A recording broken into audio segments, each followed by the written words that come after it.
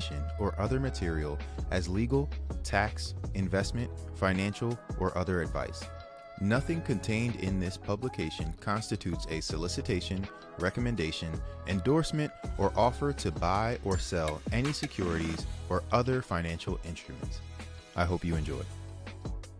Chapter 1: Understanding Your Why. Understanding your why is probably the most important part about the Ghetto VC. Since this publication is about shifting mindsets and thinking that you can in fact invest in the same quality deals as a venture capitalist, it's important to understand why you want to build wealth in such a way. Now, I can't come up with that reason for you, but I can explain the thought process behind why I invest in startups myself, and why venture capitalists do too. The Ghetto VC isn't about glorifying venture capitalists in any way. In many ways, I believe they've contributed to wealth disparities and inequalities discussed in this publication. The mindset, however, is one I believe can create a transformational shift and be applied to our everyday lives. Venture capital is not perfect, and it is certainly not the end goal, but we can take lessons from it to build the future we desire. My why is to build wealth, not just for myself as an individual, but to build wealth that my family, future generations, and my entire community can benefit from. Although I originally embarked on this journey alone, my why is not a selfish pursuit.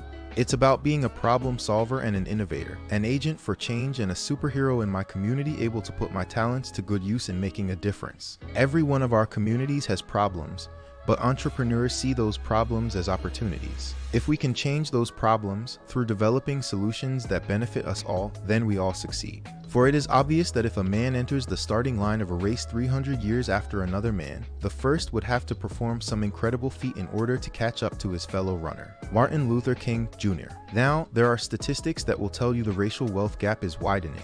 To say that the wealth attained and preserved in white communities is vastly greater than that of black and brown communities. In my view, the only way that we can accelerate the rate of change that we wish to see and to create new wealth is to create new entrepreneurs, to create new businesses that deliver value at scale in our communities and provide return on investment that can be reinvested in the development of our communities. The best way to do this is by investing.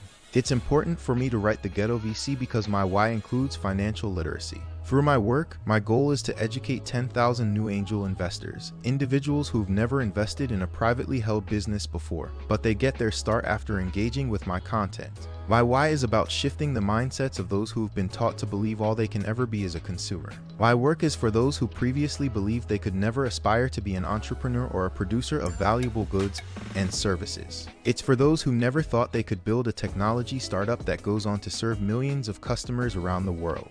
It's about tackling the narrative that just because you didn't go to an elite university or have professional experience at a prestigious investment firm in the past, you can't aspire to be a venture capitalist or simply angel invest in promising startup companies that you believe in. My why is about educating a new generation of individuals of all ages and of all backgrounds to believe that they can do it too, to help them realize that many of the successful people you may look up to, the people that you study or whose art or music you love, they too are entrepreneurs and investors. Knowing that, there's no reason why you have to fit into any one particular box. You don't have to fit in with any existing narrative or stereotype.